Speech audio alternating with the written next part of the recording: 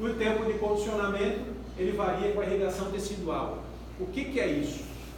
Isso aqui é uma coisa bastante importante, que para mim, conforme a quantidade de sangue que eu tenho no órgão, é o que eu consigo fazer ele condicionar mais rápido ou menos rápido. Então, se eu começar a trabalhar um cavalo legal, pulmão e musculatura é muito irrigado de sangue, condicionamento 2 a 4 meses. Tendões e ligamentos e cascos, 6 meses. Ossos, 2 a 3 anos. Ou seja, não adianta você pegar um cavalo, querer levar para o freio de ouro e mostrar seu cavalo com 5 anos. Está morto. Você não vai ganhar dos cavalos de 8. Não adianta você pegar um cavalo de enduro, querer mostrar um cavalo de enduro 120 km com 5 anos de idade. Vai matar o cavalo antes da hora. Tá? Então, isso tem que ser respeitado, gente. Tá? Às vezes você tem um cavalo que você fala assim, nossa senhora, meu cavalo está com fôlego, está tinindo. Ok, o fôlego dele, o pulmão dele, está ótimo. Mas a parte de tendão, casco e ligamento, não. O osso nem se fala. Então o cavalo resiste, mas quebra. O cavalo resiste, mas lesiona. Tá? Então isso aqui é muito importante, essa relação entre condicionamento físico e irrigação tecidual. Resposta a um trabalho adequado. O que é isso? Como é que eu vou saber que o meu cavalo está bem? Você trabalha o cavalo, ele tem uma boa resposta à expectativa de trabalho sua, clinicamente normal durante e após o trabalho, fisiologicamente normal durante e após o trabalho. O que é o fisiológico? Urina, defeca, deita. Esse é um cavalo que está fisiologicamente normal. Tá? Uma recuperação rápida, comportamento normal após exercício, sede e apetite normais após o trabalho. Esse cavalo chegou do trabalho e apresentou essas condições, ótimo, o trabalho foi excelente. Caso contrário, você tem que parar para pensar. Resposta a um trabalho inadequado, ou seja, performance ruim. Você foi trabalhar na pista, o seu cavalo não deu certo. Recuperação longa após o trabalho, o cavalo ficou muito tempo cansado. Fisiologicamente anormal, para de defecar, para de fazer micção, de urinar. Enrijecimento da musculatura, claudicação, que é a manqueira, machucados e um cavalo apático. Tá? Ataxia e debilidade. Então essa é a resposta a um trabalho inadequado. Aquele cavalo que sua muito, é ruim? É ótimo. Bom? É bom. No clima do Mato Grosso do Sul, o cavalo obrigatoriamente tem que suar inteiro. Não só aqui, no mundo todo, tá? Existe uma doença que o cavalo para de suar em climas quentes. Porque o que acontece? O cavalo, a maneira que o cavalo elimina calor é sudoração, respiração, radiação, basicamente. O que acontece? E ablação, que é ele contra o espaço. Tá? Mas o que acontece? Você começa a trabalhar um cavalo que a temperatura dele, normalmente, ela vai entre 38 e 40 graus durante o exercício, e você vai trabalhar aqui na São Francisco num dia que está 43 graus. Ele não consegue irradiar esse calor que ele produz, porque ele está trabalhando produzindo energia, certo? Produz energia, ele precisa jogar o calor para fora. Então esse cavalo não consegue jogar o calor pela radiação, porque fora está mais quente. Ele para de suar. Então como que ele joga o calor para fora? Tem que jogar pela respiração. Ok? Então qual é o segredo? Trabalhar o cavalo nas horas frias do dia. Porque aí o cavalo começa a molhar. No cavalo de enduro e no cavalo Como? Marcha. Olha, então, cavalo de marcha, cavalo de enduro e o cavalo de prova de 3 dias, que é hipismo, como é que é, amor? Saltos. Não. Saltos. CCE, e as provas de CCE. O que acontece com esses cavalos? Quando você coloca a sela nele, no galpão, ele começa a suar. Sua, porque os capilares começam a dilatar. Você faz uma inversão metabólica nesse cavalo. Então, este é um grande atleta. Tá? Aquela história que o cara fala, nossa, meu cavalo está tão bom que nem suar não sua. Vai morrer com você montado. Tá? vai morrer, vai empacotar o cavalo. O cavalo tem que molhar o paletó inteiro, da cabeça no rabo, não só embaixo da trás. Tá ok? Bom, olha aqui, overtraining. O que é o overtraining? Excesso de treinamento. Quais são os sintomas? Aumento da frequência cardíaca de repouso. Isso aqui é uma coisa legal, André. Tá? Para quem trabalha com cavalo de alta performance, todo dia antes de você dar comida, você vai lá com um monitorzinho cardíaco, esses da Polar, coloca. O cavalo tem que estar 32, 28. Ótimo. Se você botar um monitor de manhã nele, ele está 46, 48, de duas uma, ou ele está doente, tá? Ou ele está com overtraining, ele não aguenta mais treinar. Ele está levantando o dedo para você e pedindo para ficar na cocheira. Se você não tiver ligado a esses fatores aqui, ao invés de você condicionar o cavalo, você está destruindo as fases de condicionamento dele. O cavalo não fala para você que está cansado. Então, o profissional do cavalo, ele tem que entender o quê? Que os sinais de overtraining, eles estão presentes. Esse cavalo precisa descansar. Tá? Senão você trabalha e ele piora. Ok? Então está aqui. Quais são os sinais iniciais? Aumento da frequência cardíaca de repouso, aumento da frequência em trabalho, aumento da frequência na recuperação, sudorese anormal, tremor muscular, diarreia e um outro fator, temperatura e repouso. Tá? Se você tirar todo dia de manhã no cavalo que está em treinamento, frequência cardíaca e temperatura, você não é. São os maiores aliados que você tem. Você pode ou você não pode trabalhar aquele cavalo aquele dia. Ok? Sintomas do overtraining, aí você começa a ter esses sintomas. Perda de peso e apetite. Você acha que o cavalo está doente, na verdade ele está cansado. Apatia progressiva, dificuldade em ganhar peso, dor e rigidez muscular, queda na performance, pelo sem brilho, e uma coisa que acontece no cavalo, que você olha nele, os olhos não têm mais brilho. O cavalo não te olha com o olho brilhante e feliz. O cavalo, você chega na cocheira, ele está prostrado. Tá? Isso aqui é a coisa mais comum no sinal dos sintomas do overtraining. Aqui eu coloquei na aclimatação do cavalo atleta em clima quente. Por quê? Por causa da região. Tá?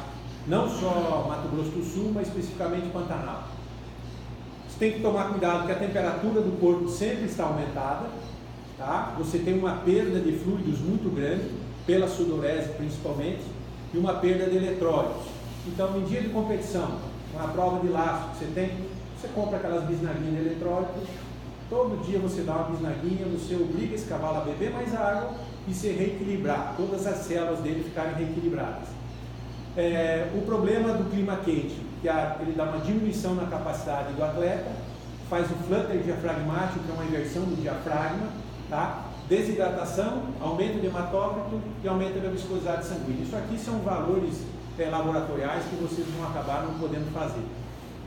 E a manutenção desse cavalo em competição, aquecimento pré-exercício, é aqui que a maioria do pessoal lá do Quarto de Mini, Campo Grande, lá mata os cavalos. Tá? Por quê? Trabalham demais.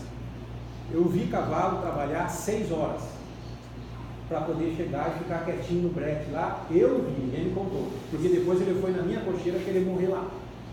Tá? Então eu vi um cavalo trabalhar 6 horas. Isso não é aquecimento, isso é pegar e matar um cavalo. Se você precisar pegar um cavalo e trabalhar ele 6 horas para ele ficar quieto no brete, então você não domou o cavalo. Conversa é essa, certo? Resfriamento, importante. Trabalhou, resfria. Pode estar frio o que for, pode jogar água gelada, não tem problema. Muita ingestão de líquido, a ingestão de eletrólitos, fornecimento de carboidrato de boa qualidade, principalmente aveia. Bota na sombra, tira do sol, deixa o cavalo descansar. Tá? E a administração da competição. O que é isso? Intensidade de trabalho. Tá? Se você levar isso aqui em consideração, vocês não vão ter problema nenhum com o cavalo durante os eventos. O que nós vemos aqui no Mato Grosso do Sul? Você vê uma prova de laço, o pessoal pega os cavalos, amarra no caminhão. Tem os laçadores aqui, não tem? Quem que é laçador aqui? Deve ter um monte. Então, primeira coisa que o cara faz, o cara chega lá, o cara não tem piquete e amarra o cavalo no caminhão. E vai tomar cachaça. Aí o cara volta, vai laçar. O cavalo não bebeu água. Aí o cara tem preguiça de cortar capim, o que ele faz? Pega alfafa. Alfafa é nitrogênio pra cacete, proteína pra cacete. O cavalo do cara trava inteiro, desidrata, para de defecar. No sábado à tarde está com corda. Isso é em toda a festa. 5, 6, 8, 10 cavalos acontece a mesma coisa. Toda a festa. O que é isso? Falta de manutenção durante o evento. Basicamente. Isso no laço. Agora você imagina numa prova de freio. Você imagina numa prova de marcha. O cara está fazendo 750 km por cavalo dele. Você imagina uma prova de enduro, uma prova de CCE. O que acontece? Então, se você não estiver preparado para fazer essa manutenção, você está morto. Pois não. Doutor João Carvalho, eu queria fazer uma placa aqui para a gente colocar na nossa prova de laço, uma placa inteligente, que relembre o cara o que ele deve fazer após sair da pista. Entendeu? Depois, junto com a Carolina, a gente pensar nessa. Então, a Andréia tem essa cópia aqui dessa palestra. Você faça isso aqui, tá? Aquecimento para exercício. Aqueça seu cavalo. Resfrie seu cavalo. Dê água ao seu cavalo. Tá? Ponha na sombra. E cuidado com a intensidade do esforço. Acabou. Bom, pois não. Eu pratico no short. Mas 1,5 minuto cada prova. Não é aconselhável. Eu participei ali, água do cavalo. Dá água para ele jogar. Você dá água para ele. Cavalo. Então, você pega da água para ele toda hora. Quando você puder, você joga uma água em cima dele para ele respirar. Então, eu já vi gente falar assim, não, dá água só no final. Nunca. Não, tá errado. Água é água. Se ele tiver fim de beber, ele bebe. Igual a gente, tá com muita, você fez exercício Ele tem que beber, porque o que acontece? Você não sabe o nível de desidratação que o seu cavalo está exposto. Então, exemplo, se às vezes você tem uma prova muito intensa, tem cavalos que é provado que eles perdem até 36 litros de água por hora. Mais suor, mais perdão. Tá? Por quê? Porque ele não perde água somente pelo suor. Ele perde água via digestiva. Então é muito comum você ver um cavalo que está em treinamento intensivo, ele começa a defecar no início do treinamento, ele está defecando normal.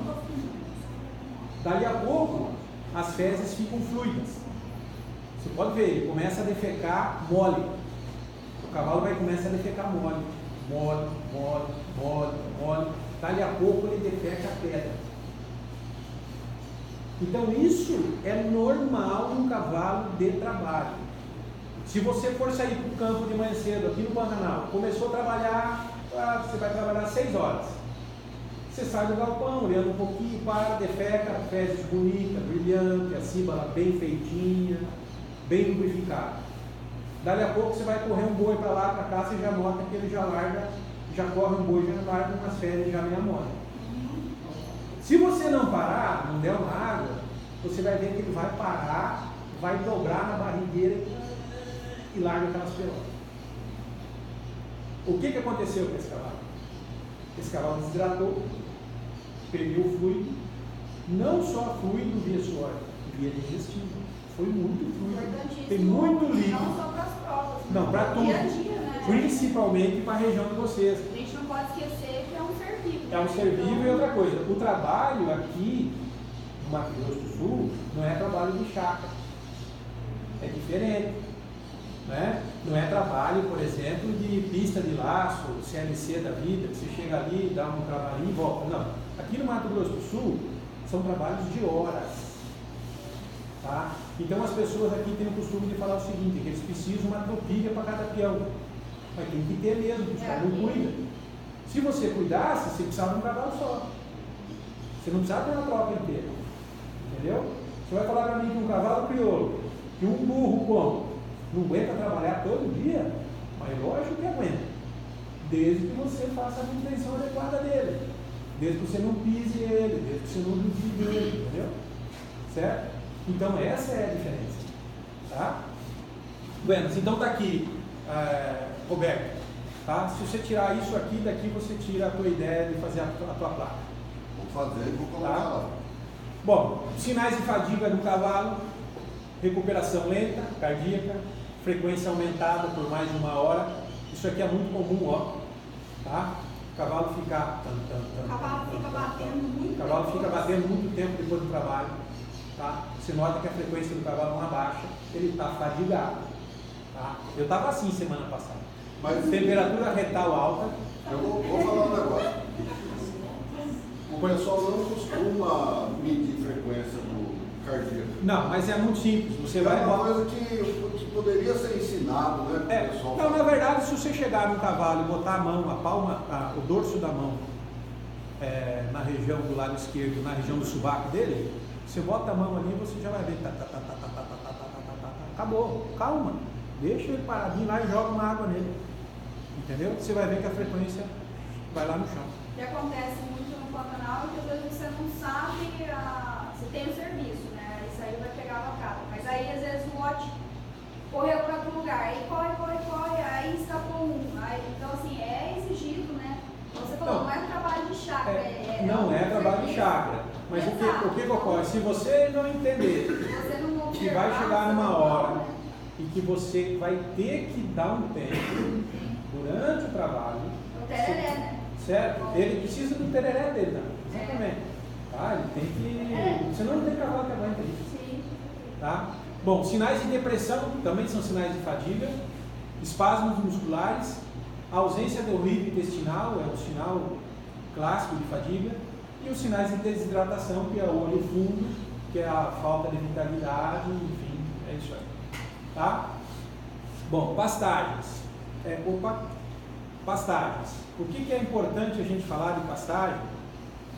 Deixa eu voltar aqui. Estou apanhando com esse negócio aí, gente. Pastagens. Pastagens de boa qualidade. O que é? Isso aqui é um pasto de boa qualidade, um aras muito importante, no meio de uma mata. Isso aqui tudo é post-cross, tá? Eu estava conversando ontem aqui, eu não consigo entender, por exemplo, uma Embrapa, Centro Nacional de Pesquisa de Gado e Corte, que ela acha que a pecuária brasileira é tocada a balão, disco voador, helicóptero, alguma coisa menos a cavalo. Por que eu estou falando isso? Porque não existe um pânico que presta para cavalo. Nenhum. Quem falar que tem desafio, por quê?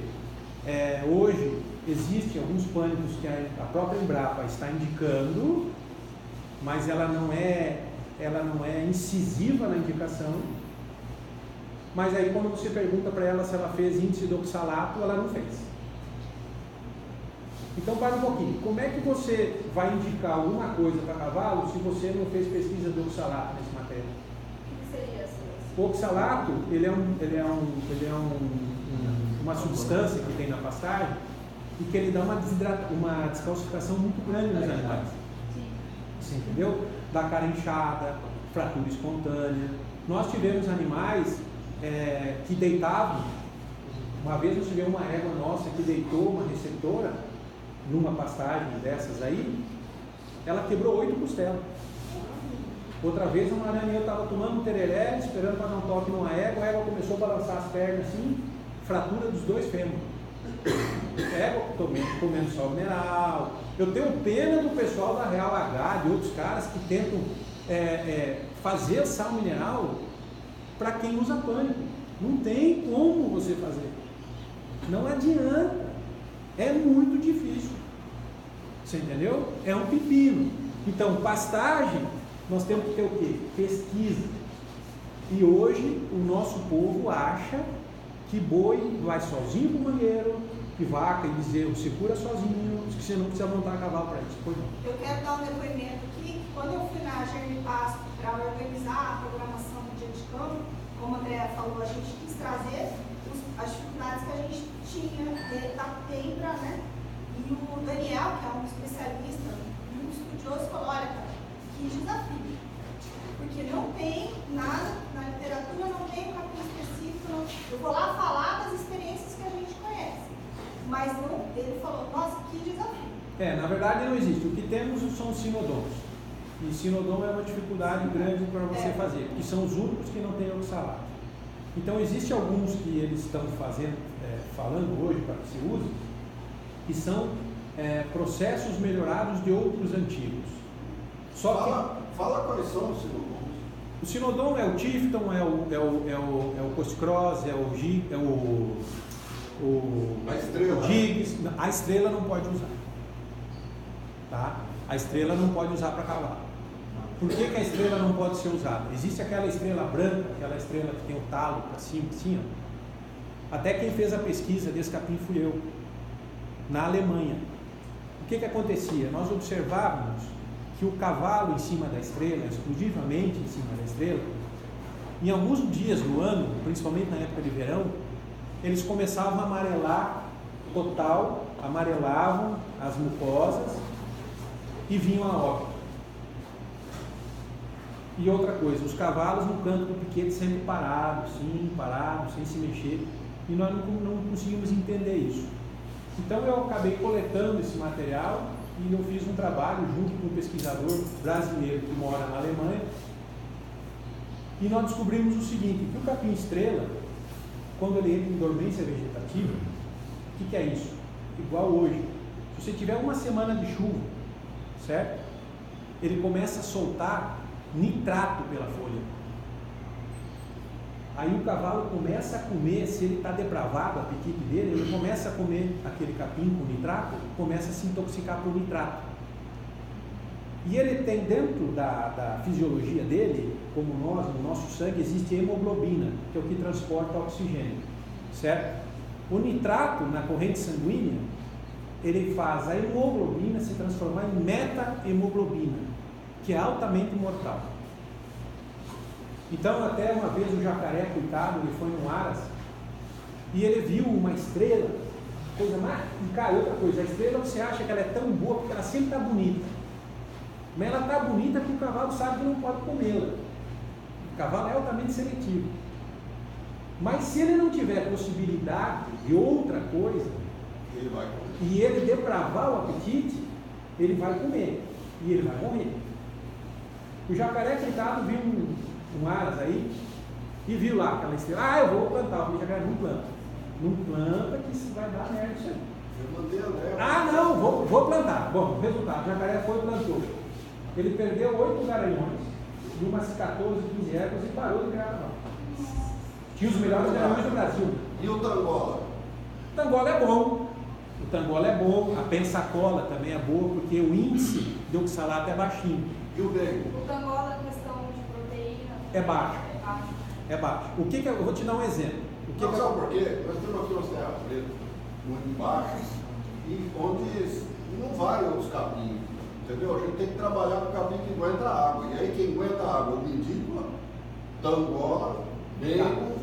Eu vou te dar um exemplo. E aquela braquiária tóxica, aquela da folha.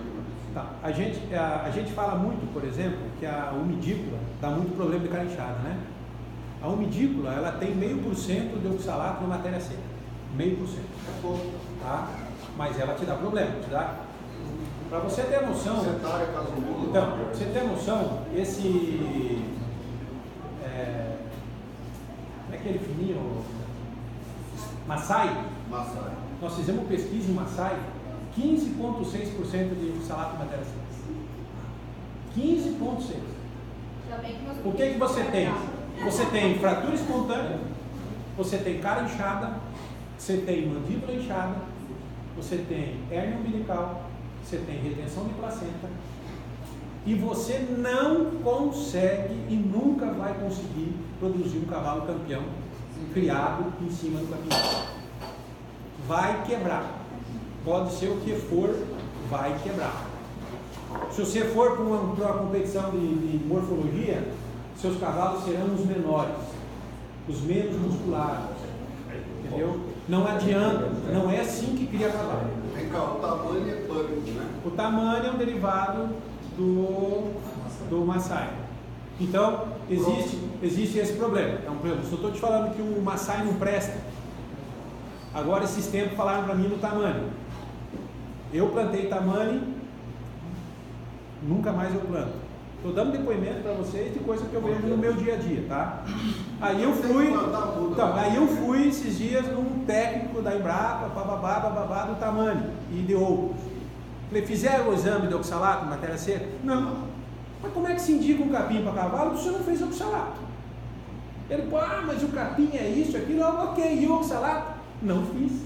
Então você não pode usar.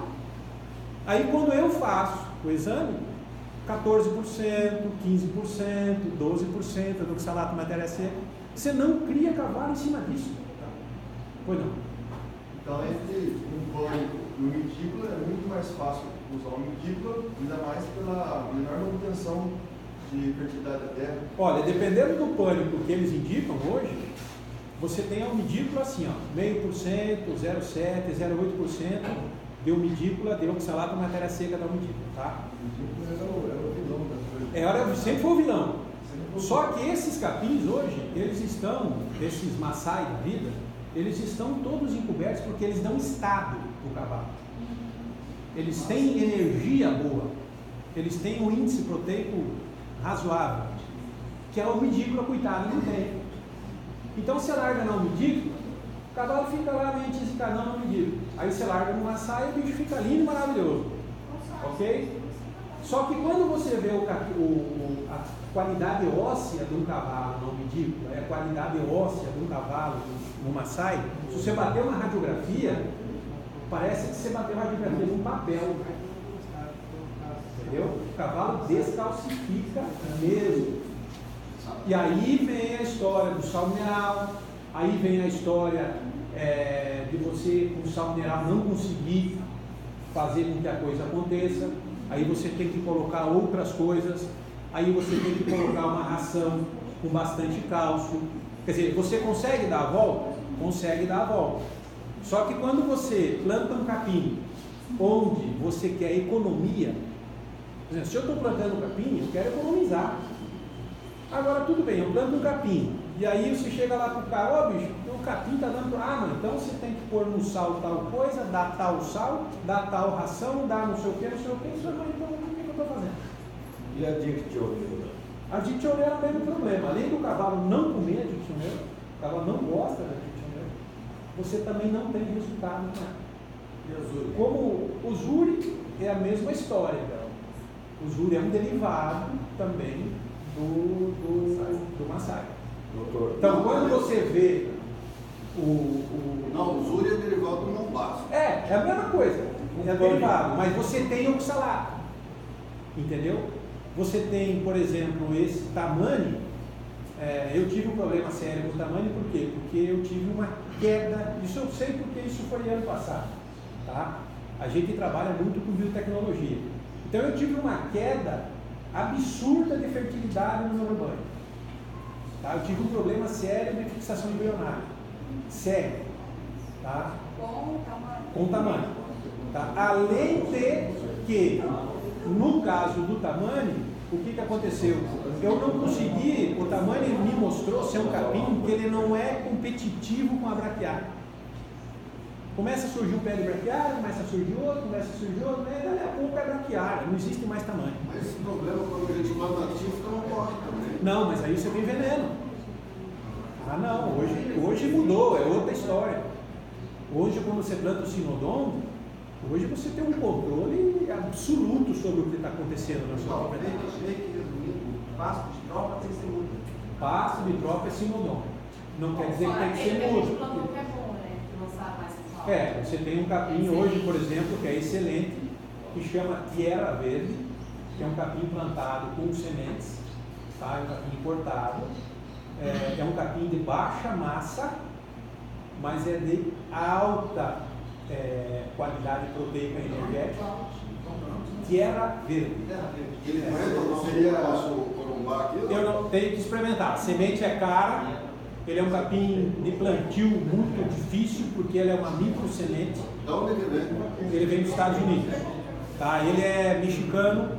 Quem traz para o Brasil esse capim, tem um comprado dele em um outro lugar aí, é uma empresa chamada BR Seeds. É o único BR Seeds. Tem maçã que chama peruana. Não. vaqueiro?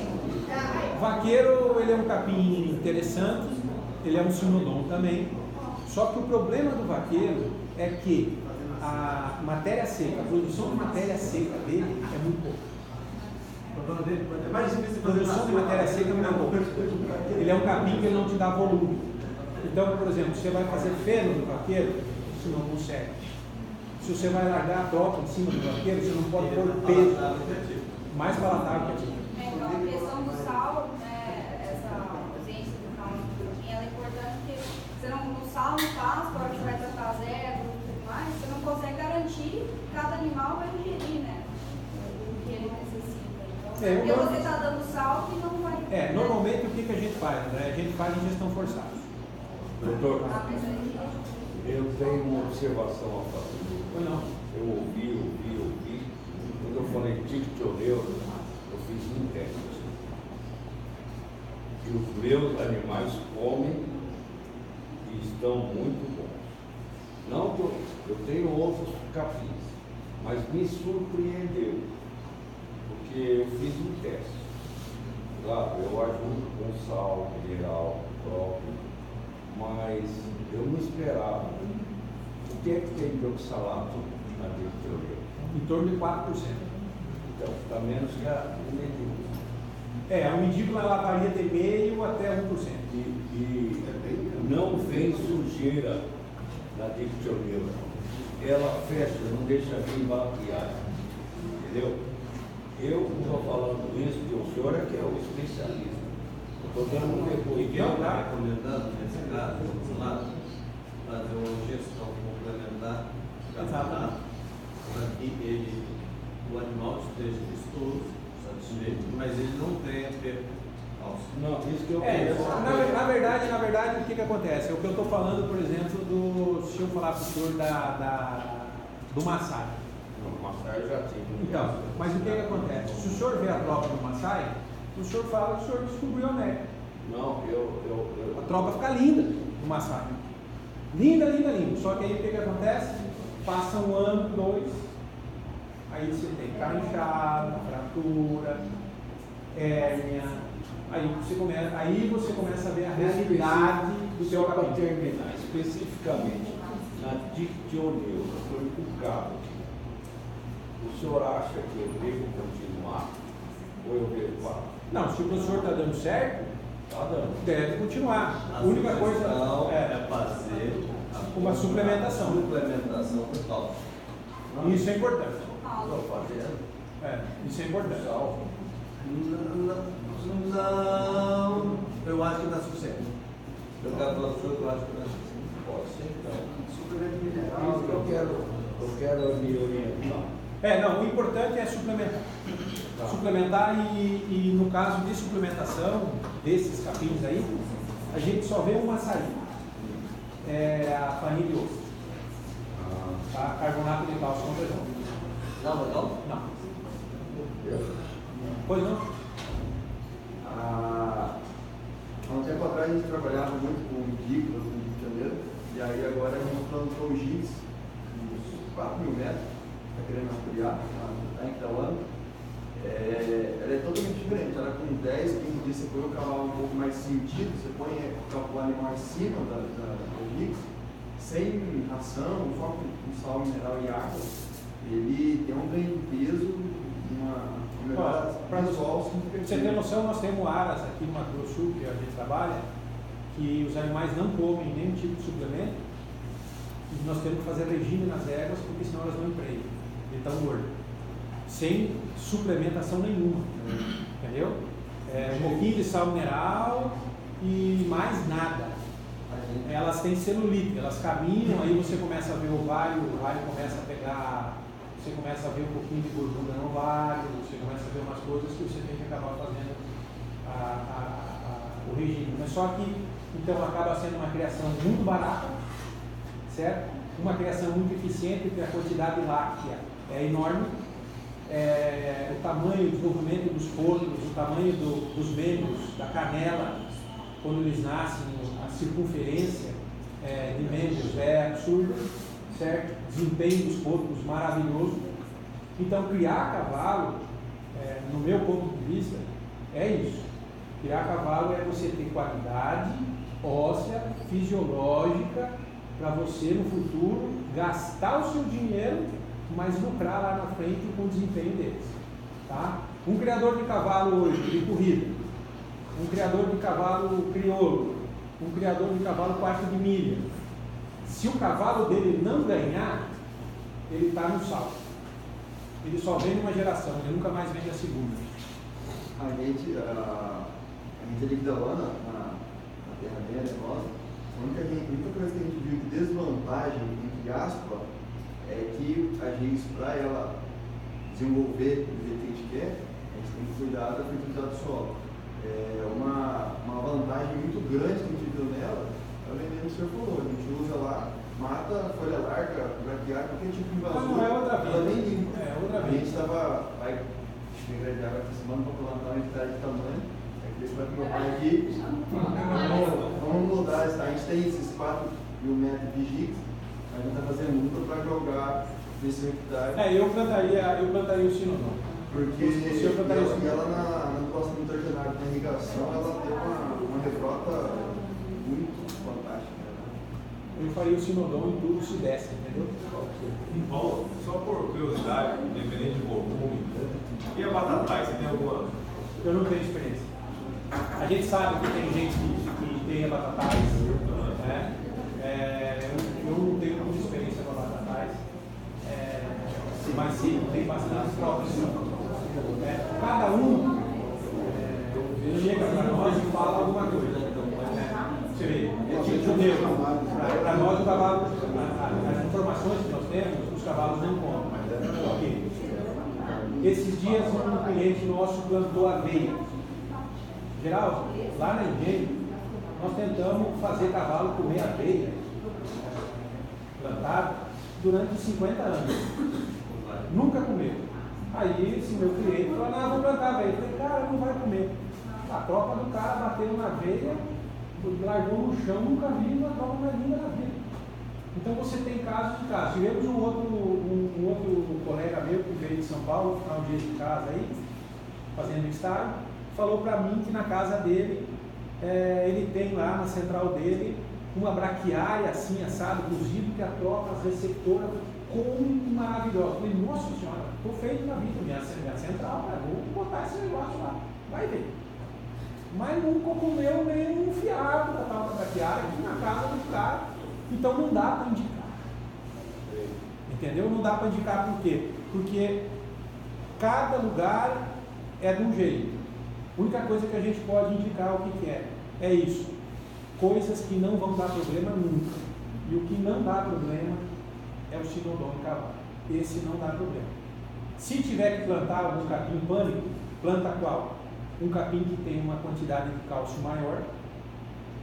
E saiba que você vai ter que usar farinha de ostra. E talvez você tenha que fazer ainda uma raçãozinha à base de cálcio. Tá? Que é importante, com pouco fósforo e bastante cálcio. Às vezes você tem que fazer essa adaptação, sabe? Tá? Aqui nós temos bastante cálcio na terra, né, pai?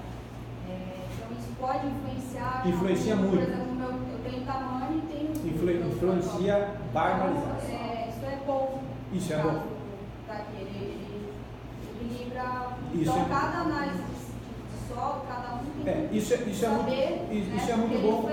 Isso para vocês é muito bom, por quê? Porque você tem uma chance grande de botar, às vezes, um tamanho que é um capim que tem um índice proteico razoável, energia razoável, e você não tem tanto problema de mineral assim, porque o teu solo é muito fértil.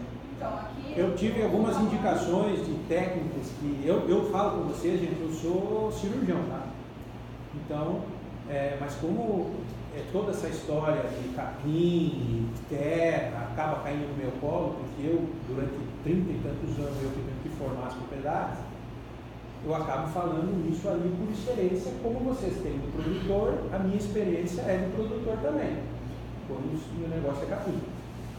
Então, esses dias eu chamei um especialista, cara. E aí o cara fez para mim um perfil de solo e fez a indicação para mim plantar em áreas onde eu fui plantar sinodon, em áreas onde já existe o sinodon implantado, que eu só precisava melhorar. Se o senhor for ver o que o cara me falou, eu mostrei para o Laucídio e de costa. Ele falou, cara, isso aqui eu nunca vi em solo, nunca vi isso aqui. Não existe o que os caras dizem. Entendeu? A quantidade de adubo, a quantidade de gesso, a quantidade de calcário, a quantidade de MAP, a quantidade de ureia que o cara passa para você. Aí eu falei, bom, tudo bem, porque você estava falando na questão do valor. Aí essa propriedade é uma propriedade dentro do Campo Grande, onde tem um investimento absurdo em cavalo, coisa absurda. Ok, aí eu falei, mas poxa, tá caro. Falei, ó, deixa eu te falar uma coisa, essa área ali hoje, ela custa R$30 mil, R$40 mil hectare. O que ela produz é a mesma coisa de uma área de R$5 mil hectare. Isso você tem razão. Então faça ela valer os 30, 40 mil reais de hectare. Faça ela produzir o que ela tem que produzir. É uma área pequena, não é uma área de 500 hectares. Entendeu? Então o que eu achei? Achei que o sujeito, que esse cientista, tem razão. Tem lógica. Por quê? Já que a área vale, teoricamente, vale tanto, então ela que produza como uma área desse valor. Certo? Então eu acabei concordando com a situação e fiz o serviço que o cara mandou ser feito. E agora a coisa está um jardim e que é maravilhoso, e feno, e está maravilhoso. Fora de série. Só uma colocação depois também. Eu trabalho no mercado de cavalo, né? Então já vi muita coisa acontecer, já senti na pele você começar errado no negócio. Como a gente fala que antes de casar já tem que ter casa, eu falo que antes de comprar cavalo você tem que ter pasto. Então, esse item que você está colocando é importantíssimo para a criação de cavalo. Hoje é muito mais fácil você comprar um cavalo do que manter um cavalo. Entendeu? Vou comprar o barato. Se você ter um cavalo e não ter a manutenção correta, não ter o pasto, que é o principal, você só vai ter despesa, como se diz, vai cair no golpe veterinário. O que eu vejo hoje vai quebrar, assim, vai cair. para nós mudarmos um pouco o foco, o que eu vejo muito hoje é o seguinte, na criação de cavalo. Tá? Vender cavalo e ganhar dinheiro com cavalo é para muito poucos. Então, o que eu vejo nisso, você tem que se divertir. Você tem que ter prazer naquilo que você faz. E um prazer do criador de cavalo é ter os animais dele em destaque. E se você não fizer as coisas como tem que ser feitas, você não vai destacar nunca. Essa é a estação de... Que a verdade é que a gente sabe de criações que tem uma vida inteira de investimento. Cara, é dioturno o investimento de cavalo. Dioturno. E você não chega nunca em lugar nenhum. Você entendeu? Então, o que eu vejo? O criador, ele tem que ter a satisfação de ter uma tropa diferente. Aí nós caímos lá atrás. Genética, seleção, adaptação, definir o que você quer, aí você chega lá. E tem um ditado em cavalo que é assim, que é o ditado mais certo que eu já ouvi. Se você fizer tudo certo, o sucesso é limitante. Agora, se você fizer alguma coisa errada, você está mergulhando. Para quem cria cavalo, esse é o período do ano mais gostoso que existe, né? Da reprodução. Você está vendo o potrinho no pé da égua. Né? Só tem que ser isso. Para você ter esse potrinho no pé da égua bonito, mostrado, você tem que, desde a gestação da égua, da mãe, você tem que estar no pasto. Exatamente. Bom, eu vou para frente, gurizada, senão não vou acabar hoje. Tá? Bom, os piquetes, é muito importante baixa lotação e piquetes por produção de segurança. Por que piquetes de baixa lotação? É muito comum aqui no Mato Grosso o piquete de cerco, tá? Então, quando você aumenta a lotação desse piquete, você tem uma quantidade de acidente muito maior. Além disso, cavalo é mais ou menos igual ao frango. Quanto mais você lota, mais as doenças acontecem. Então, principalmente no período neonatal, tá? Então, é importante demais, o cavalo gosta de espaço, o cavalo gosta de andar, E os potros têm que nascer longe um do outro. Tá? Antigamente nós usávamos muita maternidade. Tá? Ao longo da vida, principalmente com a colocação da ivermectina como vermífugo, tá? Inclusive uma indicação que eu faço para os senhores, use ivermectina só uma vez durante o primeiro ano de vida do cavalo, não mais do que uma vez. Tá? Por quê? Com o adendo da ivermectina na produção, certo? Então vamos dar uma ivermectina. A ivermectina dá imunodepressão muito severa nos potrinhos. Então o rodococos, as doenças mais severas que tem hoje, que são mais assassinas, elas existiram a vida inteira. Tanto que o rodococcus é a bactéria que mais mata paciente aidético no mundo. Você vê que o aidético ele morre ou de diarreia ou de pneumonia. E os potros, nos últimos 20 anos, eles têm assim, uma predileção pela infecção rodocócica impressionante em áreas que são endêmicas. Tá? E você nota o quê? Que isso só aconteceu depois que nós colocamos a ivermectina no nosso dia a dia. Certo? Então, baixa muita imunidade, a bactéria é saprófita, ela está no solo e tal, e aí ela vem e ataca. Então, é muito importante o quê? Baixa lotação, tá? Uso de vermífugo à base de ivermectina muito reduzido, você tem que achar outras soluções para você não ter tanto problema. Tá ok? E também... Uma pergunta. A gente tem uma invernada aqui, que é onde, depois que a égua pare, vai para essa invernada, que é uma invernada de Zuri. Tamanho. E aí esse tamanho começa a crescer muito, e aí a gente às vezes traz uma vacada, um novilhado para baixar, o tratador fica louco lá, porque ele fala que forra de cavaco. E então, para evitar que a gente tenha que fazer esse manejo de trazer o gado para baixar o capim, porque o capim começa a quebrar, a minha ideia era dividir no meio com cerca elétrica e fazer uma rotação dessa pastagem. Isso seria indicado? É indicado. O que a gente vê muito em pastagem é o seguinte: em cavalo existem os banheiros. Né? Então você vê muito brinquedo de cavalo pequeno, aquelas áreas onde eles não comem. Aquilo ali são os banheiros. Então o que é importante? É uma coisa muito difícil, mas é o que eu torno falar. Tem criações e tem criações. Ok? Quando você quer fazer um negócio bacana, se você dividir, você pode roçar, porque aí o caminho vem todo do mesmo tamanho, certo? Então você tira a tropa, dá uma roçadinha, adubo, dá uma adubadinha, são 1 hectare, você joga na mão, entendeu? E assim você vai fazendo, tá?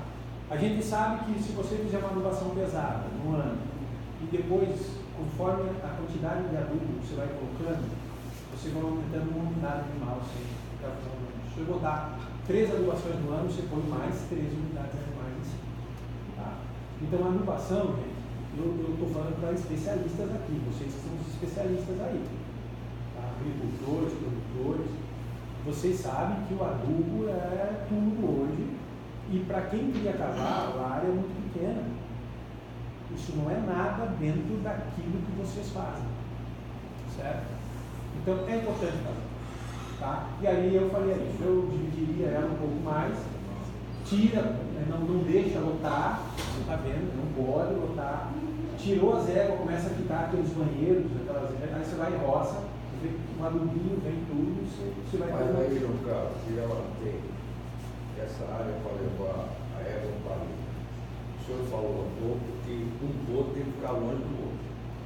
Ali vai ficar quantos potrinhos juntos? Não, depende do tamanho da área. A área é grande, não é a área. O problema é esse, o problema é que na minha cabeça...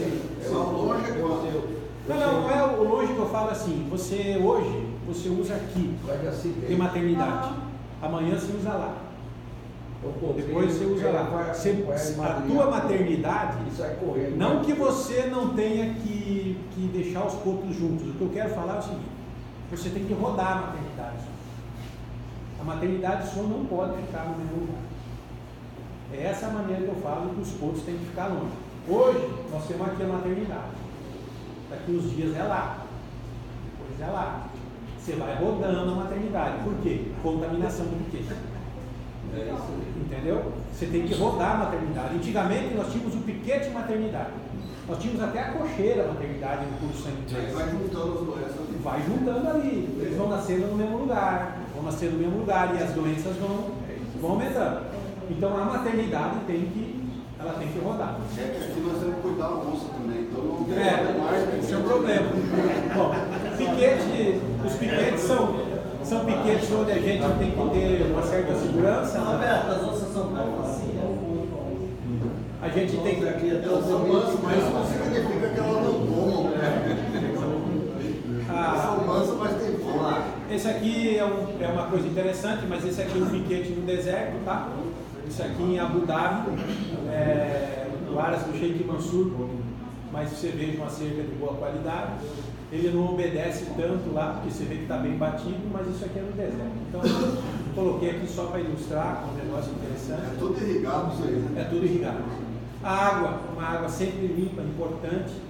Vocês têm uma região aqui que tem muito roedor e vocês sabem que existe um problema sério da infecção por sarcociste neurona. Como é que é o nome da infecção? Sarcociste. Bom, essa parte que você faz bastante do meu pai. Então, nós temos um problema muito sério, são as águas naturais aqui da região, onde tem uma proliferação bastante grande de roedores. Então, você tem tanto o tripanossoma quanto o sarcocistes neurona. Tá? Isso tem que ser muito, muito bem trabalhado. Tá? Isso aí é uma realidade, eu vejo isso todo dia. Tá? E hoje não mais só em áreas como, assim, lugares como aqui, eu vejo cocheira dentro de Jockey Club por conta de roedor na ração, etc. Então hoje a EPM é um problema sério. Doutor, deixa eu falar uma coisa. Em função do arroz aqui, tem muito rato, barbaridade. E também capivara. Capivara não é demais, mas tudo que é açúcar tem 20, 30 capivaras.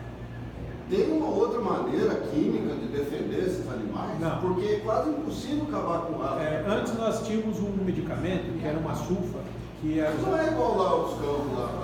A produção de arroz fornece um aporte, né? contínuo, uma multiplicação de ratos, por isso tem tanto passarinho e jaguatirica.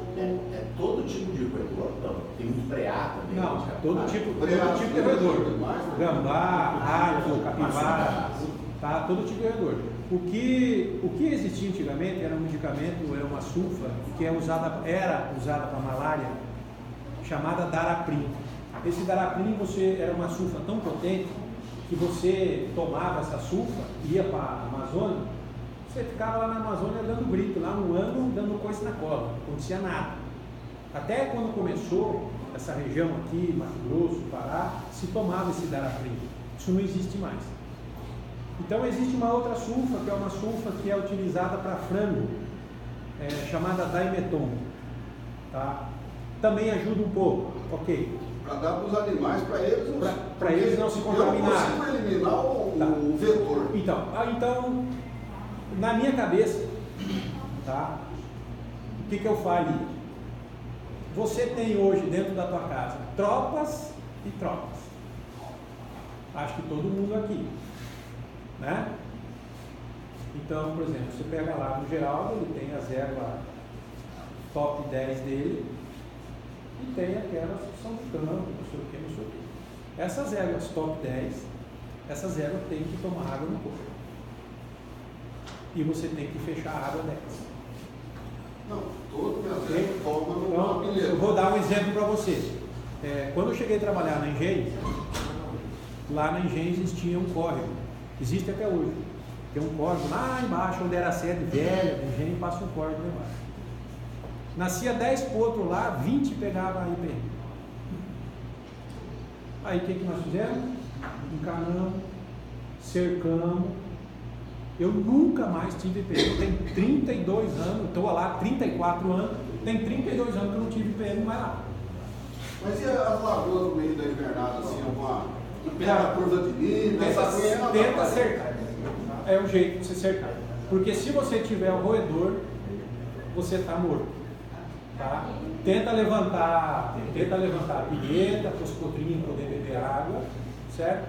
Mas infelizmente, Roberto, é o que eu estou te falando. Tem tropa que às vezes adoece cara, e faz parte do teu negócio.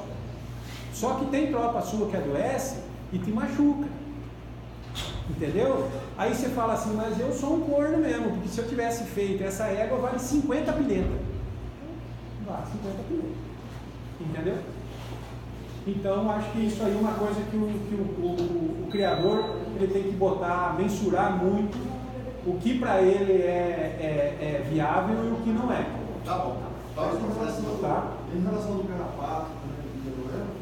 Carrapato? O carrapato da capivara. Não, basicamente não, porque o problema não é sanguíneo, é a urina. Tá? A urina do rato. A urina dele, não o sangue dele. Tá? Ok? O carrapato seria a babésia. O carrapato sim, aí você tem outras coisas. Eu falo na questão da EPM, que é uma doença muito séria, uma doença neurológica, você tem ataxia muito severa. Tá? E hoje em dia o tratamento de EPM é um tratamento bem eficaz, mas é um tratamento muito caro. Então hoje você tem cavalos que vale a pena serem tratados da maneira correta e tem outros que as pessoas ficam meio balançadas se faz ou se não faz. Entendeu? Mas hoje existe uma eficácia bem grande de resultado desses tratamentos de EPM. Tá? São muitos desafios que o criador tem que pensar. Bom, aqui a gente tem as cocheiras, que eu acho que tem no mínimo 3x3, cocheiras bem ventiladas, cama adequada de boa qualidade e quantidade. Aí eu coloquei aqui, ó, Maravalha ou pode ser. Por que Maravalha ou pode ser? Antigamente nós tínhamos um problema sério aqui no Mato Grosso do Sul, que o pessoal usava palha de arroz. E foi feito um estudo no Kentucky, onde a palha de arroz é o material que mais prolifera a Pseudomonas aeruginosa que se conhece. O que é isso? É a bactéria mais patogênica para o trato respiratório, não só do cavalo, mas do ser humano também. Eu faço mal. Tá? Então, a palha de arroz, ela é proibitiva. Tá? Proibitiva. Não tem como você colocar palha de arroz numa cocheira. Tá? Isso sem contar nas cólicas. Porque você tem muito cavalo que aprende a comer a palha de arroz e você tem as cólicas por sobrecarga e impactação por palha de arroz. Eu já operei 200 cavalos por conta de palha de arroz. Tá? E tem outro problema que também está começando a aparecer muito, que pela dificuldade da maravilha, algumas pessoas colocam areia. Então, no primeiro momento, o que acontece? A areia, além dela começar a contaminar o ambiente da cocheira, por que contaminar o ambiente? Ela segura a urina, começa a transformar essa urina em amoníaco, esse amoníaco fica no ar da cocheira, e além disso, o animal, quando ele caminha, normalmente, num tecido arenoso, ele está caminhando, ok, mas quando ele está dentro da cocheira, fazendo isso aqui, ó, para virar, isso aqui, ó, que é comum o cavalo virar sobre a mão, ela começa a dar fratura de linha branca no carro. A areia começa a entrar, ela funciona como se fosse uma lixa e começa a dar fratura de linha branca. E a gente vê comum cavalos perderem até a terceira falange por causa da areia. Então, eu indico que usem, se forem fechar em cavalos na cocheira, usem a palha da arroz.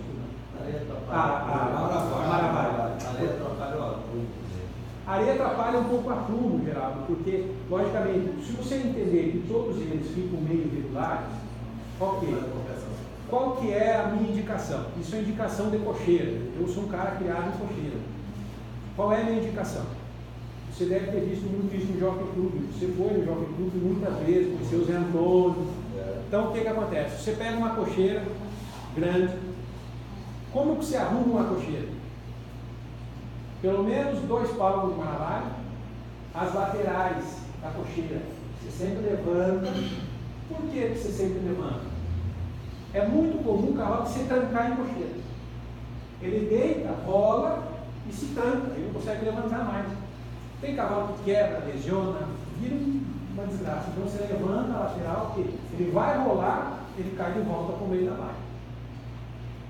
E onde você tem o coxo d'água, e onde você tem o coxo de ração, o cara caprichoso, ele deixa retinho, aplanadinho, aquilo fica planinho. Tá? Então ali ele está ficando muitas horas comendo e ele fica certinho.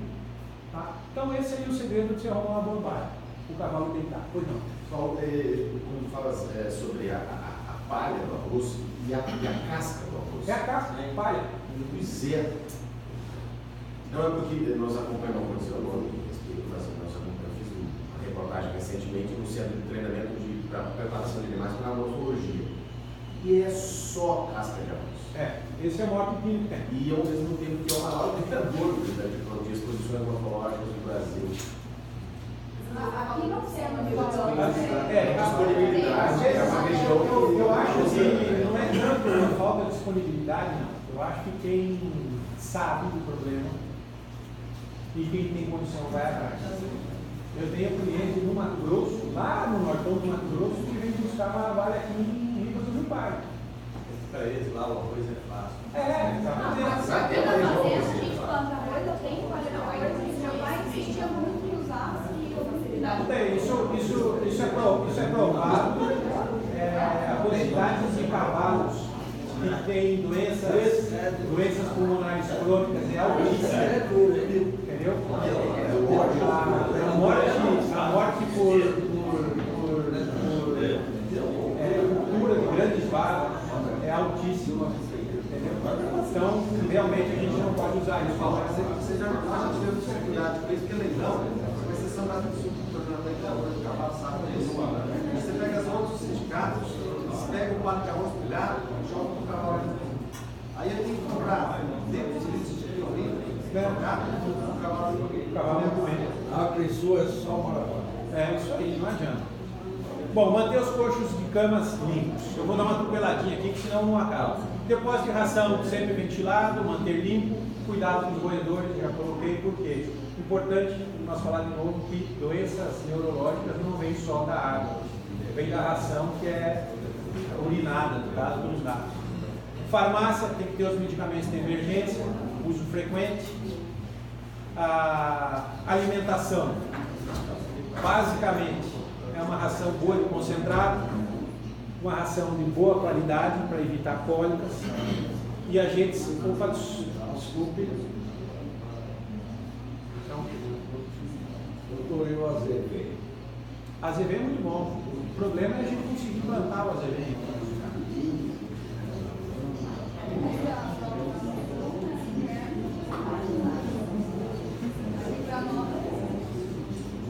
Aqui. Bom, alimentação. Alimentação é o seguinte, sempre dividir a ração do dia em 2 ou 3 vezes, tá? Por quê? É muito comum também, a gente chega numa propriedade e o cara vai dar, minha tropa come 4 quilos por dia, então o cara chega lá e dá os 4 quilos e vai embora para casa. Tem que ser dividido em 2 ou 3 vezes. Existem propriedades que a gente trabalha, principalmente com cavalos de alta performance ou cavalos de exposição, onde eu dou até 6 vezes por dia a ração. Tá? Por quê? Para evitar a cólica. Quanto menor o volume de ração, maior o cuidado, maior o protecionismo que você tem contra a tal da síndrome cólica. Tá? Então é no mínimo 3 vezes por dia. Tá? No mínimo. Animal fechado, além do feno de qualidade, o que o senhor acha de adicionar também o verde? Não, é melhor o verde do que o feno. É melhor sempre a quantidade de água que ele leva junto. Eu prefiro o feno ao verde. O verde ao feno. Tá? Aqui eu coloquei um outro negócio importante, que é o que o senhor estava perguntando. Tá? Intervalo de volumoso entre as rações. Tá? Sempre 1 hora antes de cada ração, o cavalo tem que comer o verde. E eu coloquei aqui a alfafa. Por que eu coloquei a alfafa aqui? A alfafa, ela é uma ração, no meu modo de pensar. Tá? Eu não considero a alfafa um volumoso. Certo? Por quê? Porque a alfafa tem uma quantidade de nitrogênio altíssima, proteína altíssima, fermentação muito alta E é muito comum você ter os animais ácidos. O que é isso? Um cavalo que come muita alfafa, ele sai do galpão, anda 15 metros e endurece. Tá? Por quê? O cavalo fica ácido. Tá? Nós temos muita acidose com a alfafa. Então, se vocês perguntar para mim, mas a alfafa é o melhor alimento que existe para cavalo? É, desde que ele seja utilizado como ração e não como volumoso à vontade. Tá? Então, toda vez que a gente vai dar alfafa para o cavalo, ela deve ser dada à tarde, como uma ração, depois da ração da noite. A última ração aí você fornece alfafa, uma vez por dia só, tá? E um volume pequeno, não pode ser exagerado, ok? É muito comum você ver esse tipo de problema, que as pessoas substituem o feno e o verde pela alfafa, e aí o cavalo acaba endurecendo e ele tem uma disfunção da membrana celular, e aí vira um inferno para você conseguir consertar isso. A água também sempre limpa para evitar doenças e contaminação por parasitas. Sal mineral, não preciso falar, vai ter quem fale de sal mineral, que tem que ser um sal de excelente qualidade. E não esqueçam do que eu falei para vocês, se vocês estiverem em pânico, vão lá, comprem uma farinha de ostra, põe em casa e dá junto com o sal mineral para vocês evitarem esse problema. Tá? Manejo reprodutivo do rebanho é muito importante, porque ele pode ser dividido em monta natural, é o que a gente faz na maioria das fazendas aí, ou a inseminação artificial, que hoje é um negócio muito comum também, muito prático, que o próprio pessoal da fazenda pode fazer, tá? Os gerentes e quem toma conta disso. A inseminação artificial, a sêmen a fresco, que é uma técnica bem simples, tá? É rapidinho, onde você faz as inseminações dia sim, dia não, sempre no mesmo horário, até o final do ciclo, tá? Isso é muito fácil. E aí a de semi-congelado, que essa sim requer um controle bem específico dos veterinários, tá? Muita higiene no momento da inseminação por conta das infecções, tá? E material de boa qualidade, porque além de tudo você tem que evitar índices baixos de prenhez e evitar lesões nas éguas e nos garanhões, tá? Então, quando você tem um cavalo para muitas éguas, você pode fazer o uso da inseminação nas fazendas, mas você entende o seguinte, é o céu ou é o inferno. Ou você faz tudo certo e ganha o céu, se você fizer alguma coisa errada, você vai acabar com as éguas do seu patrão. Aí eu conheci uma propriedade, há muitos anos atrás, que eles faziam inseminação artificial, e o gerente lá levou uma égua para cobrir, o garanhão do cara pegou a anemia da égua e o cara danou a inseminar as éguas do homem tudo, cobrir as éguas, enfim, tudo além. Uma tropa inglesa das melhores que já teve no Brasil. Acabou com a tropa. Então é um pepino desgraçado, a tal da reprodução, tá? Ela tem que ser feita por uma pessoa competente e bem assistida. Ok? A rufiação, ela deve ser feita em dias alternados, tá? Porque a rufiação, além de você detectar o cio, você estimula as éguas a dar um cio melhor, a produção de folículo melhor, a produção de estrógeno melhor, tá? Muito importante utilizar garanhões mansos para rufiação, para evitar acidentes, e logicamente feita por uma pessoa experiente para que você consiga fazer uma detecção bem eficiente de ciclo. Vermifugações eu faço a cada 60 dias, e utilizo princípios ativos adequados. Por que eu coloquei princípios ativos adequados?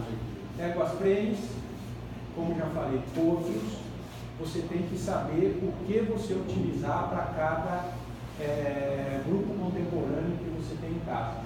E sempre tentar mudar os princípios ativos para você aumentar esse frequência. Está em vermectina. Qual o outro tipo de medicamento que o senhor indicaria? Para potro, normalmente o praziquantel. É um medicamento que funciona muito bem. Bom, já. Praziquantel. Outra coisa que funciona relativamente bem, e que a gente pode utilizar em alguns momentos da vida, e eu acho bem eficiente para cavalos e éguas que estão vazias, é o próprio piclorfon, a comebendazole. Eu, pelo menos uma vez por ano, eu faço isso. Eu faço por sonda, eu uso, dá uma limpada, ótimo. E a piperazina funciona muito bem para fogo também, desmanado principalmente. Tá? Isso aí é um espetáculo. Tá? Você tem uma diferença, você pega aqueles copinhos, você desmama amarendinho, você dá neles, passa uma semana e eles estão com uma silhueta maravilhosa, funciona super bem. Tá? A questão de vacinações, a vacina tríplice, ela deve ser utilizada. Eu tenho utilizado cada vez mais, com mais frequência, a vacina de herpes vírus. Por quê? A gente é acostumado a ir em propriedade onde você tem síndrome de mal adaptação, ou seja, potrinho que nasce fraco, potrinho que não mama, potrinho com retenção de mecônico, potrinho com hérnia umbilical. Toda hora tem alguma história dos potrinhos. Isso é herpes. Tá? Então, o que eu estou fazendo? Vacinações de herpes nas éguas de 3 em 3 meses. Eu vacino o rebanho inteiro. Depois que eu fiz isso, é só felicidade. Tá? Então, isso é muito importante que seja feito, porque muito das doenças que acontecem nos jovens hoje, nos potrinhos recém-nascidos, pneumonia, aqueles potrinhos que não mamam, mas o potrinho não está mamando, a égua não dá leite, herpes vírus. Tá? Então, vocês começam a vacinar de herpes, vacinação de 3 em 3 meses, de 4 em 4 meses, isso o ano inteiro, as reprodutoras, isso aí vai acabar. Nunca mais vocês vão ter esse problema. Tá? É uma coisa interessante. Tá? Outra coisa, eu vacino raiva todo ano, em todas as regiões endêmicas. A vacina que pega herpes pode ser uma, tem várias, né? Não. Aqui nós temos uma que tem a influenza, tá? Que é uma cepa de herpes vírus. Não serve para isso que eu estou te falando. Tá? Essa aqui é a vacina tríplice, que é a Lexington, a Triec, ok? Você tem que comprar uma chamada herpes horse. Tá? Essa herpes horse é quase a mesma vacina que é utilizada para aborto infeccioso, só que é outra cepa. Tá? Então, o que é comum? Você nasce aqueles que você vê um pouquinho fraquinho, aí você fala, poxa, o que foi? Leptospirose, não sei o que. Não, é herpes. Tá? Porque você não vê o vírus dentro de casa. Você não vê. Tá? É uma doença que acontece silenciosa, que dá um prejuízo enorme no desempenho dos seus produtos que você não consegue ver. Então, cada 4 meses, pelo menos, tá? Eu faço a cada 3 éguas gestantes. Tá? Você pega uma égua que está em gestação, macho não precisa. Égua em gestação. Céu. Por quê? Porque quando o potrinho nasce, ele nasce com uma carga imunológica altíssima contra a herpes vírus. Entendeu? Então ele nasce, não tem diarreia. Uma das maiores causas de água parida também pode dar, sem problema. Você dá no rebanho inteiro. Você vai ver que a diarreia, ela some. Some a diarreia. Rolococcus. Você começa o teu mecanismo de patologia dentro dos teus corpos, ele muda da água do vinho. Não pode ser aplicado junto com outro medicamento? Pode ser com qualquer coisa, mas não deixe de fazer. Como? É vacina. Tá? É uma vacininha de 2 reais que você vai dar em muscular. Tá? Desculpa, eu passei. Ela atrapalha alguma coisa a parte reprodutiva dela? Nada, ao contrário. Ela te dá um conforto absurdo. Tá?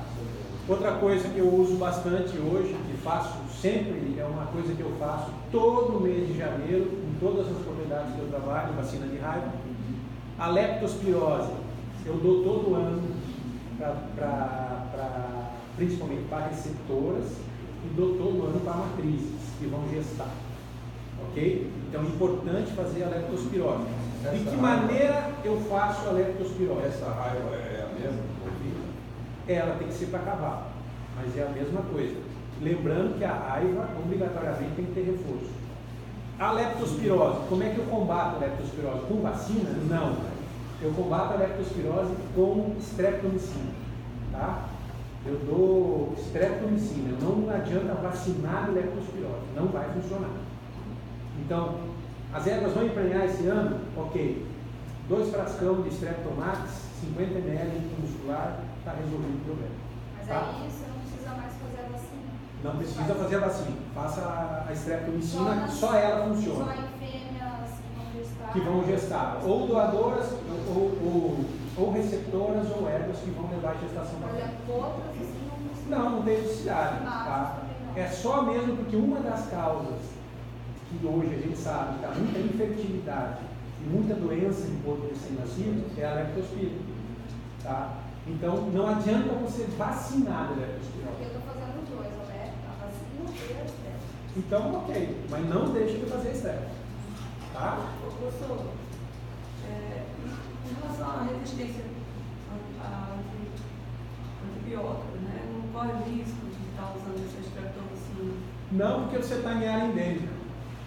Tá? Normalmente, quando você tem a leptospirose, ela também, além de ser transmitida por roedor, você tem áreas que são endêmicas. Pantanal mesmo é. Tá? Então você tem todo um nicho muito favorável ao desenvolvimento da leptospira. Então é muito importante o quê? Você chega todo ano, faz a streptomicina numa quantidade alta, tá? Se tiver alguma bactéria circulante, acaba com essa bactéria e leva a gestação dos seus animais para frente. Tá? Porque aí você vai estar usando a vacina de herpes, que é o que diminui muito a resistência dos seus animais. Então tudo isso é em prol de quê? Você aumentar a imunidade das tuas herpes.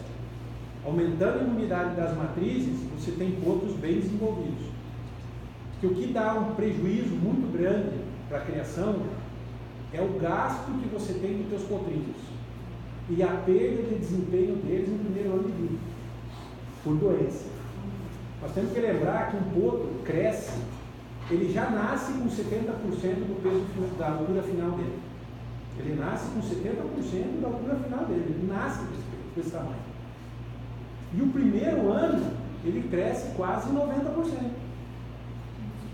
Então, você não pode perder nenhum dia nesse período. Ele tem que ter desempenho muito bom. Tá? Por isso que tem que se agarrar nas mães. Tá? Vocês vão entender aqui na frente. Paulo, só para complementar que a Lígia falou, só para mim, mas por isso mesmo, por eu estar em uma área endêmica, eu não posso causar essa resistência? Cara, não pode. O que você pode fazer é um trabalho maior. Você pode dar mais vezes no ano. Porque a vacina da leptospira, infelizmente, no Brasil, ela não funciona.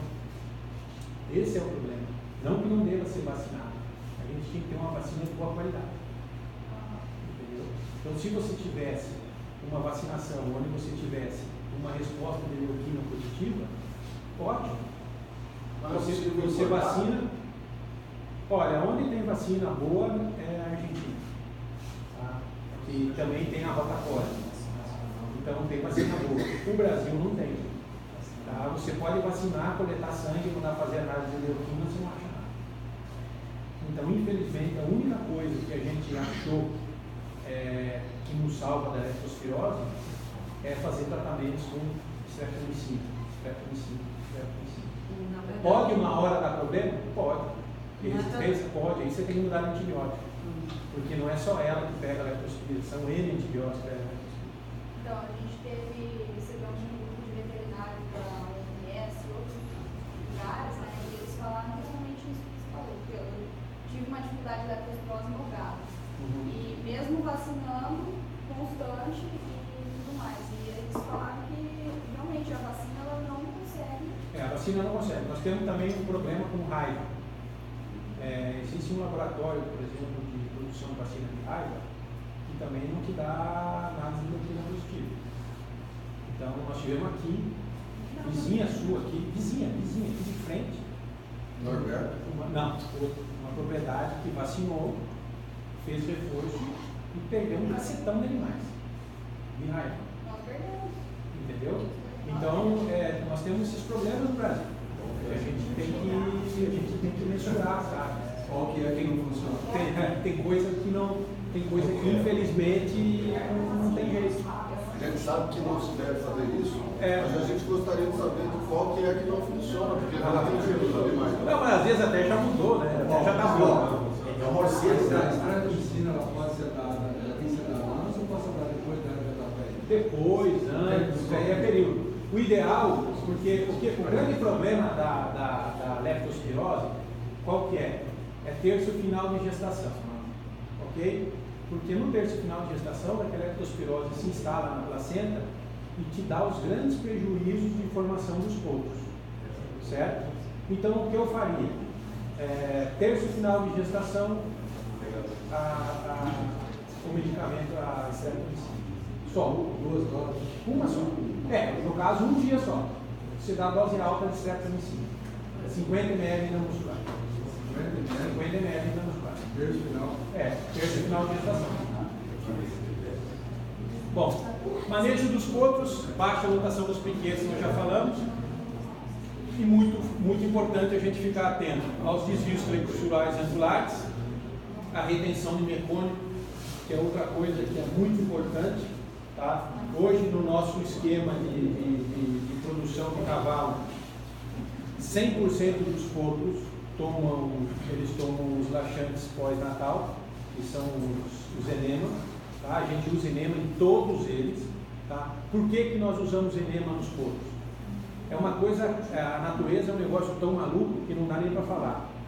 Quando você tem ano seco, nós temos uma seca, como foi o inverno passado.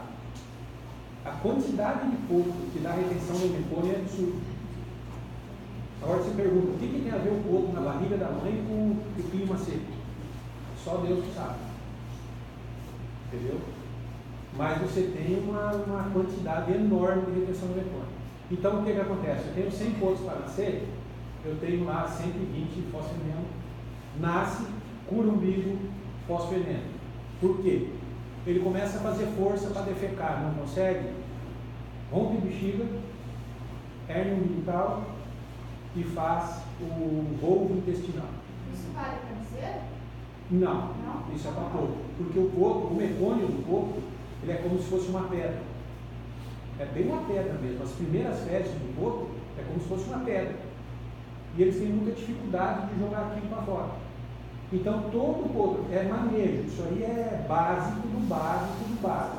O potrinho nasce, umbigo e fosfoenema. Fosfoenema. Ele derrete a pedra? Ele dá uma derretida na pedra e ele joga na hora para fora. Sem alterar, sem furar o intestino. Não. Ele é uma mamadeirinha. Você tira o bico dela, coloca no reto dele, coloca no ânus. E aperta devagarinho a mamadeira. O líquido vai para dentro do ânus. Na hora que você tira, ele já joga aquelas pedras tudo para fora. Não, e aí você tem um problema. Se você tiver retenção de mecônio, é uma das causas, aqui ó, as duas causas de morte no potro. Retenção de mecônio, que leva a ter todos esses problemas e que dá doença neurológica no potro, tá? Porque se passa 2 dias que ele não defeca, ele começa a ficar doido, ele começa a cair, começa a ter um monte de reação nervosa, tá? E às vezes ele defeca, só que quando ele defeca, aí já começa a ter os episódios de cólica. Por quê? Porque ele fez o volvo. Ele começa a fazer tanta força para defecar que aí o intestino entra dentro do outro. E a outra causa é a isolitrólise neonatal. O que é isso? O sangue do potrinho mistura com o sangue da égua na hora do nascimento. Tá? E aí o potrinho, a égua entende que aquele sangue é uma proteína de fora, e na hora que o potrinho vai mamar, ele mama um colostro, rico em anticorpos contra o próprio sangue dele. Aí ele se autodestrói. Fosfoenema. Farmácia humana. Alternativa também, né? Está dando uma alternativa, né? Fosfoenema, mas se está muito cuidado com o Pantanal, tem outras alternativas. Foi a glicerina, foi qualquer coisa. O que eu acho seguro no fosfoenema? Eu acho seguro, primeira coisa, osmolaridade. Ok? Ele tem uma osmolaridade própria para fezes. Certo? Então ele desmancha as fezes e tem essa osmolaridade. Mas não vai dar curso daí? Não. Ele só tira as fezes e já limpa. Outra coisa que funciona bastante, qualquer mucorídeo. Então você pega um bisolvon, você pega um alívio, você coloca no carretal, você também resolve o problema. Qual é o grande pepino disso? Por que do fosfoenema? além da osmolaridade dele ser próprio para isso, ele tem um bico certo para isso que não machuca o reto no pouquinho. Toda vez que você vai fazer, o bichinho dá uns pulos lá. Você pega um meio ninja desses pantaneiros baguares, igual nós mesmo, aqui, ó, já chega e já para na furo reto. O cachorro é vela pena. Entendeu? Então, o que você vai fazer? Não custa você gastar R$6 para você não ter dor de cabeça. Certo? Tem um modo de corpo para nascer, vai lá e compra os R$6 cada um, vai lá e faz, que aquilo é certo, o bico é feito para não romper o reto, porque nem o potrinho fica quieto na hora que você está apertando. A hora que você vai introduzir, começa a apertar, ele dá uns pulinhos para lá, para cá, o cara firma um rabinho. E aí já leva a troqueira e já faz a porra do carro. Já a porra do carro. Não, nesse dia não pode, tem que esperar 15 dias. Os 2 dias. Entendeu? Então eu penso assim, eu acho que isso nada perto do que pode vir a acontecer.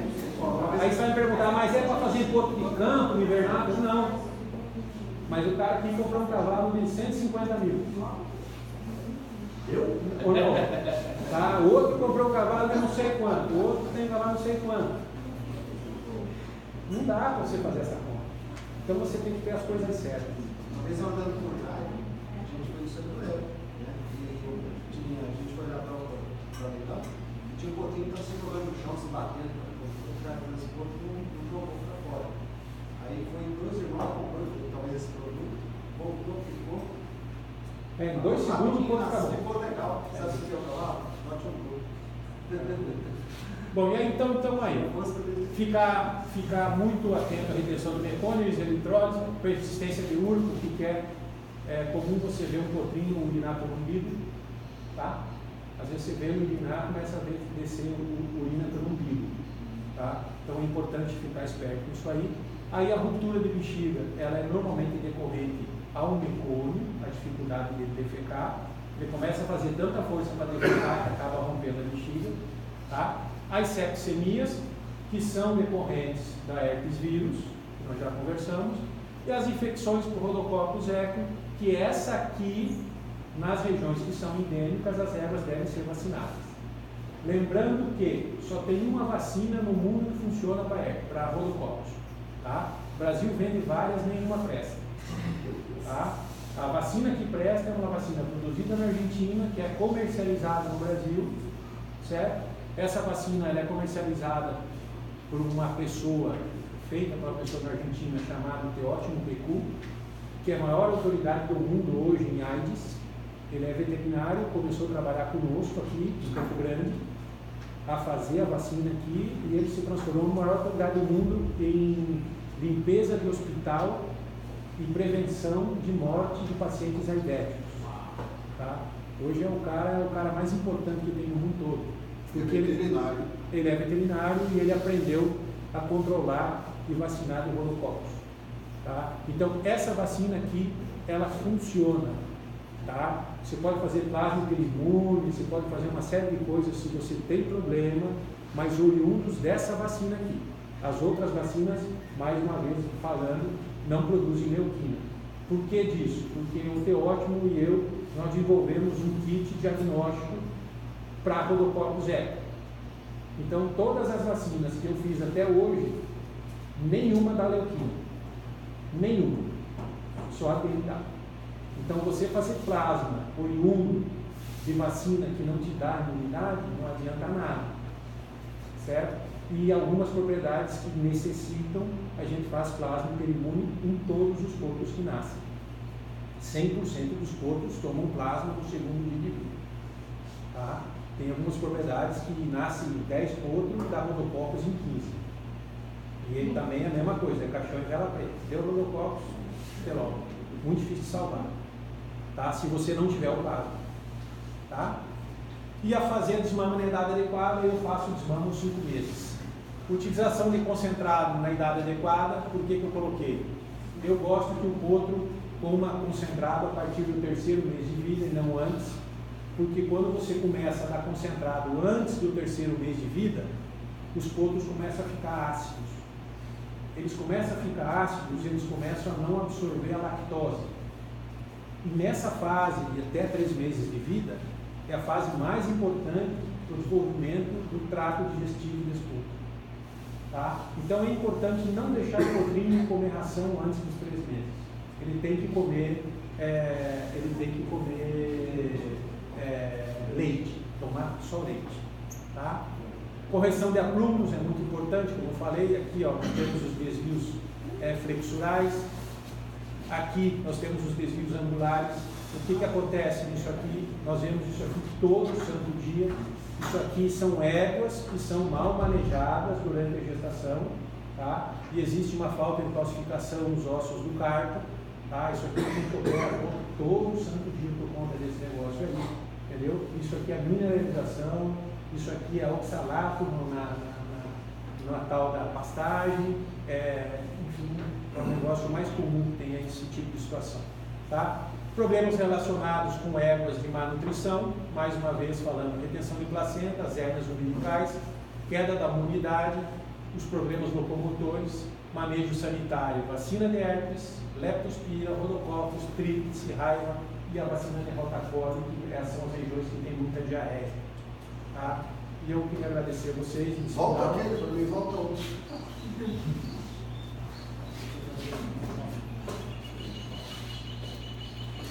Então, eu queria agradecer. Se alguém tiver alguma dúvida, pedir desculpa mas é que a gente começa a conversar e tem tanta coisa para falar. Pessoal, vamos fazer o seguinte: quem tiver alguma dúvida, faça direcionado aí depois, que nós estendemos um pouco o tempo e nós temos mais 2 apresentações. Então, nós vamos dar 5 minutos para poder trocar ali e já vamos iniciar com o Evandro. Eu queria uma salva de palmas para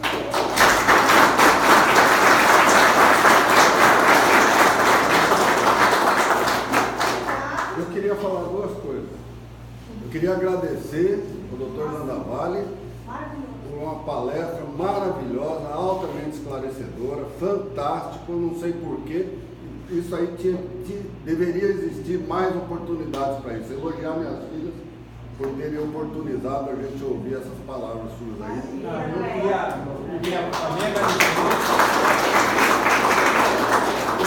O segundo ponto, eu queria exaltar a presença do presidente da Acrisul, lá de Campo Grande, Associação dos Criadores do Mato Grosso do Sul, Dr. Jonathan, que está aqui conosco. Eu queria agradecer muito a honra de tê-lo aqui, assim como o Dr. Geraldo, que é o vice-presidente do Núcleo de Criadores de Cavalo Crioulo.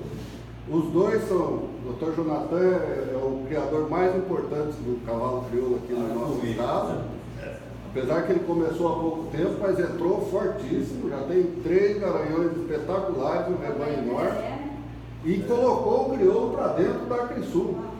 Porque a Acrisul até então estava em cima de uma raça só praticamente.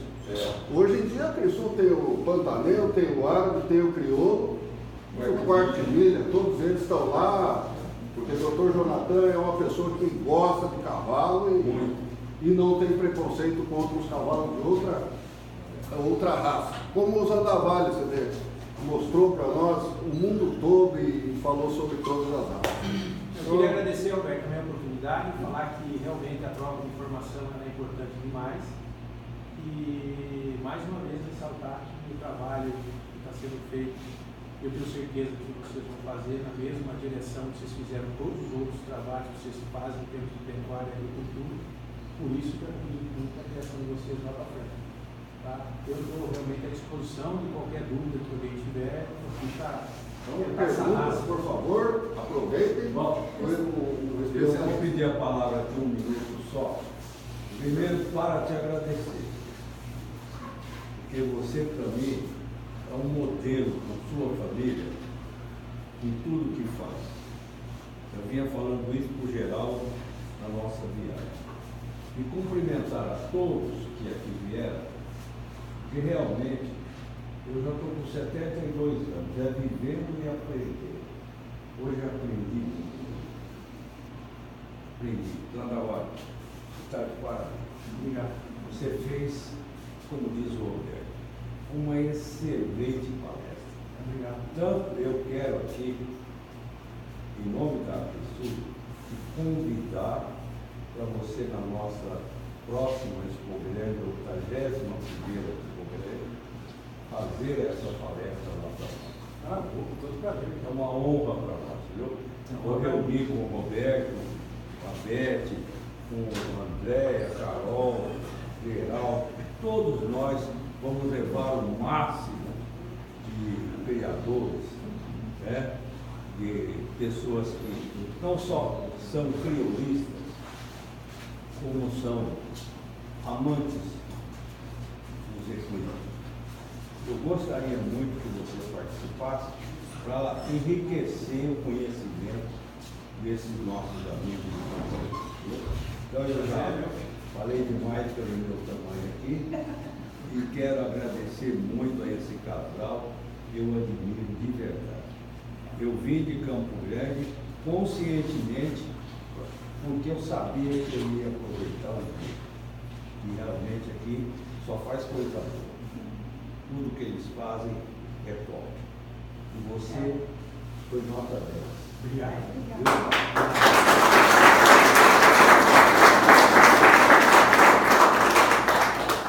Gostaria de propor aqui, Paulo, pelo menos uma vez ao ano, a gente fazer um evento como esse, e aí a gente foca em alguns assuntos mais específicos e criar essa troca de informação.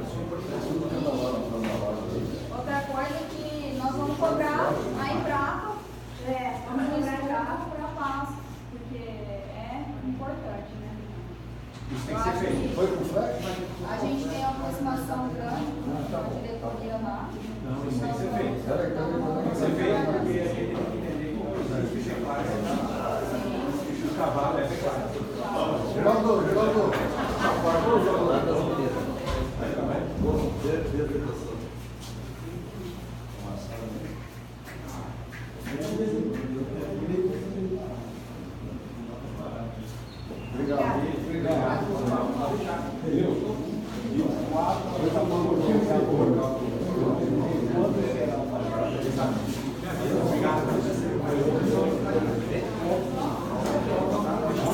Só o pendrive do André.